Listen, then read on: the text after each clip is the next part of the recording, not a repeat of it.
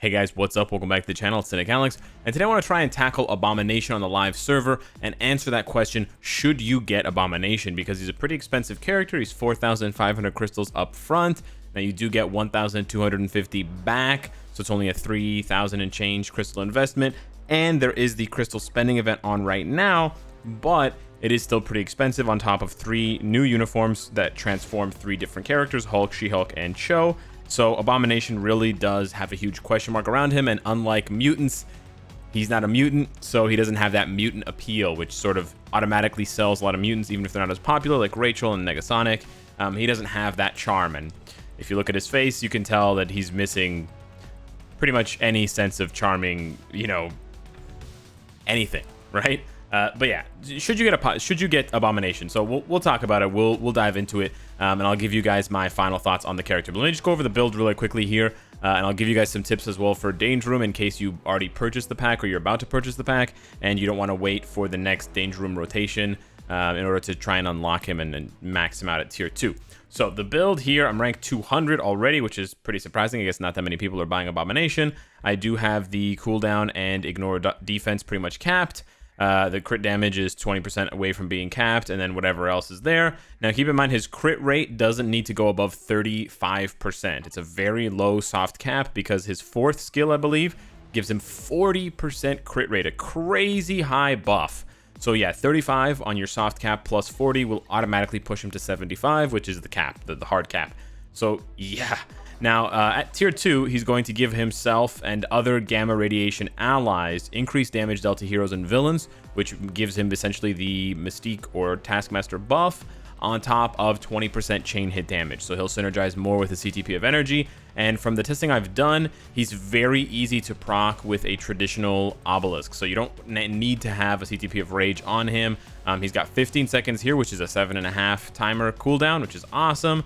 And then he's got 14 seconds here, which is 7 seconds, which is great. And then he's got 16 here. So all of his skills are 8 seconds or less cooldown, which is perfect for a regular proc or a CTP of destruction or a CTP of energy or whatever. He's got a lot of self buffs. He's got accumulation, damage dealt, not received.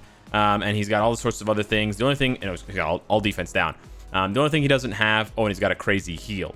The only thing he doesn't have is penetration. I don't think he has very much, if any, PvP value, but he pretty much has everything else. He's got a crazy good leadership. Combat types get 60% all attack, and the all attack is very important. He's got the healing for himself, so even if you make mistakes, all defense down, like I said. Crazy self buffs and immunity, accumulation, as I already mentioned, and super armor and all defense, and then more all defense down. So and then support buffs. So crazy leadership support and DPS character. He's basically the full package. Now, the rest of the build is pretty straightforward. I just have 5-star physical attack and ignore defense Uru to max out his ignore defense, and I've got Power of Angry Hulk. I do think that higher attack speed will help because he does have long animations on 5 and 4, so you want to get through those faster to keep your timing on your proc active. But I'll keep it hidden what obelisk or CTP I'm using for now. But now I'll discuss a little bit about Danger Room and a little bit about why you should get Abomination if you are thinking of getting him. So for Danger Room this week, you still have to wait another 4 days for it to reset in case you don't like this particular team and this particular week. This is a particularly bad week. There are no heavy hitters. There's no frenzy skill. So you're going to have 3, 4, 5-minute battles, which is a slog to get through.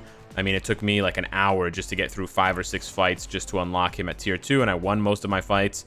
So yeah, so it can be pretty brutal. However, to make the most out of your wins this week, and you can see here, I got proof here of my win-loss record.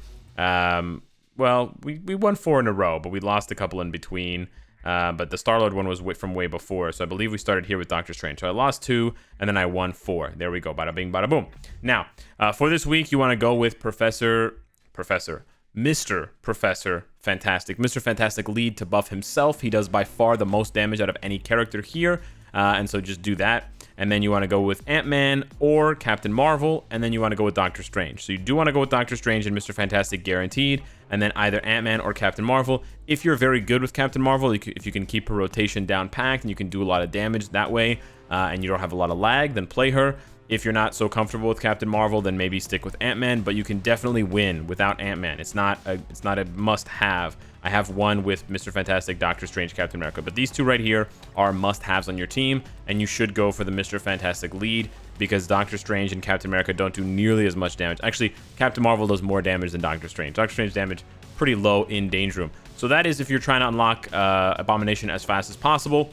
If you're not, then you can take your time and see what's coming next and then try to unlock him next week or in 4 days from now when the Danger Room resets and we have like easier teams to go through. Now I'm going to give you guys a couple more indications or sort of ideas for why you might want to get Abomination or why you might not want to get Abomination, and then I will show you some pretty impressive gameplay. Now I said before he really doesn't have any, or I suspect he doesn't have any PvP value, despite the fact that he has a 6% heal. He doesn't have any damage reduction. He has 2 iframes, but only has 1 skill with any sort of immunity. It's 5 seconds of immunity there. But this accumulation skill doesn't have any immunity or any invincibility. And he doesn't have anything on 5. So it's just the iframes on 3 and 5, and then the immunity on 4. No penetration, no damage reduction. He really just doesn't have the weapons needed for PvP, and combat types struggle so much. So imagine Gladiator, right? Imagine Wolverine. These characters can barely make a dent in PvP. It's almost impossible for Abomination to do so without a crazy kit. I would more quickly compare him to someone like Professor X or Negasonic. I don't think he's quite as strong as Professor X because he can't go to tier 3 as well, but I think he's stronger than Negasonic. And I believe he has an all defense down striker ability, but it's when you get attacked. So it's not quite as good as Negasonic's when attacking. Now, as far as why you want to get Abomination, you don't want to get Abomination, or you may not want to get Abomination if you're thinking of using him as a leadership for Hulk. Because like we talked about with Immortal Hulk, the way to buff his damage is by buffing his HP. So buffing his all attack, I mistakenly said that it helps, it doesn't help. So yeah, this is not going to help. His leadership is not going to help. The passive will help. The passive will definitely help the Hulk, and it's a good passive because it's the buff plus the chain hit. But you know, getting him just for a passive just to buff the Hulk, Brawn, and She-Hulk and Red She-Hulk is a little bit tight. Right now, there's only 5 characters that his passive applies to: himself, Hulk, She-Hulk, Red She-Hulk, Brawn, and then Red Hulk. So, okay, 6 characters if you include Abomination himself. 6 characters is a pretty short list. It's actually the shortest list in the game, which makes this basically the most exclusive passive in the game, or the least widely applicable passive. So yeah, getting him as leadership for the Hulk, not a good idea. He's a great leadership for She-Hulk. He's a great leadership for Red She-Hulk. He's a great leadership, presumably, for Red Hulk, although Red Hulk already has his own self-buffing fire damage leadership. And he's a great leadership for Brawn. So he's a great leadership for all of the other Gamma characters, except for Immortal Hulk.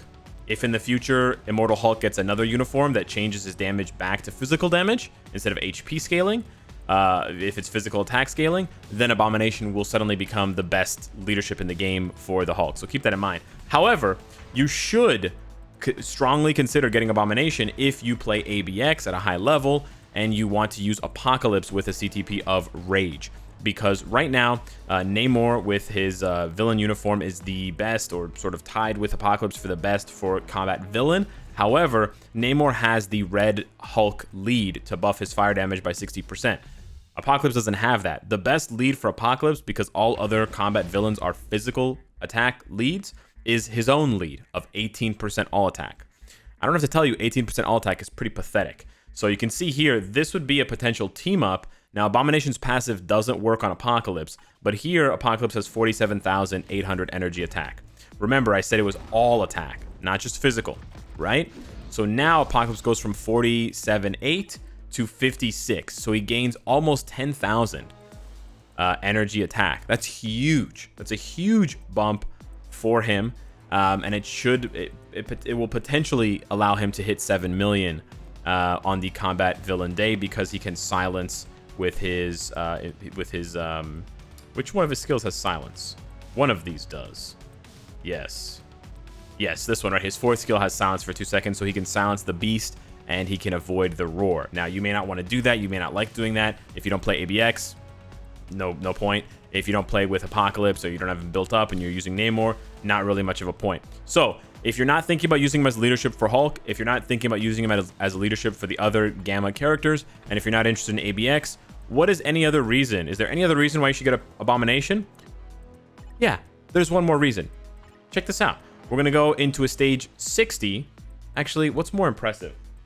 Yeah, let's go into a stage 60, Proxima. We're going to go with this team right here. So he has a minus 60% all defense down. So we're going to push that minus 60 to minus 84%, just like Silver Surfer. Or not Silver Surfer. Silver Surfer is minus 65. Okay, I got a little bit ahead of myself. So 60 times 1.4 is 84. Yeah. Okay, so it's a little bit lower than Silver Surfer. I think Silver Surfer is 91. I can't remember. Maybe it's 60. Anywho, it's a lot. So minus 84, and then we use Valkyrie for the additional team up and the additional passive and the CTP of Insight. And then we're going to use 0 strikers. Level 60 character with a mystery obelisk or CTP. Okay. With a stage 6 Power of Angry Hulk. With the bare minimum physical attack and ignore defense Urus. I didn't give him any crit damage Urus, no Odin's Blessings. With a double support passives with a CTP of Insight on Valkyrie and 0 strikers. Let's check this out. So we're going to accumulate and then go right into 5 for the proc. After the second slam down, we go into 4. Then we immediately go into 3, into 5 again, back into 4, back into 3, immediately back into 5. And you can see how on time the proc is. It's very, very, very on time. There it is again. It procs so consistently on 5. Okay.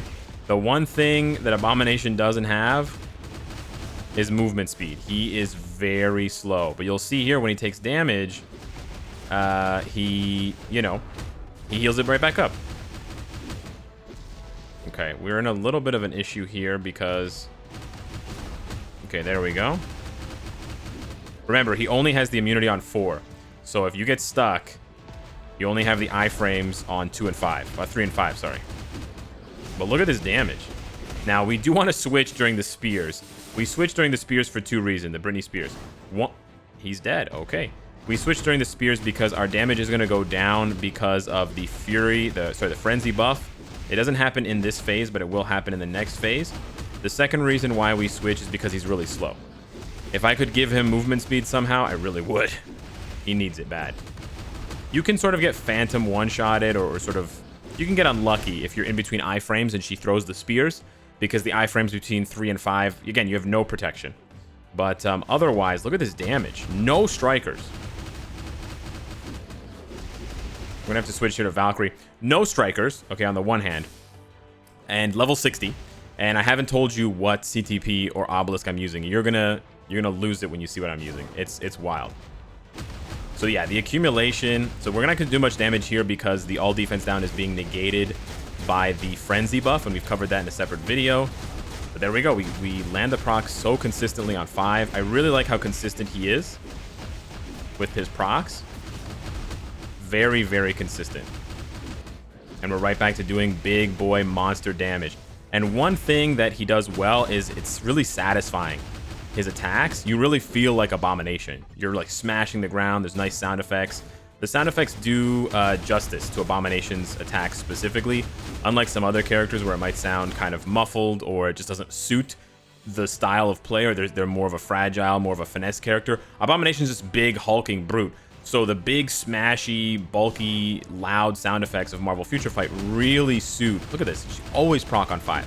I haven't missed a proc in like the whole match. Maybe I missed one by like a tiny bit here. There's another perfect proc on 5 pretty much. We're still dealing with the frenzy buff from her spear attack, so we can't... Oh, we lost a... There we go. Nice.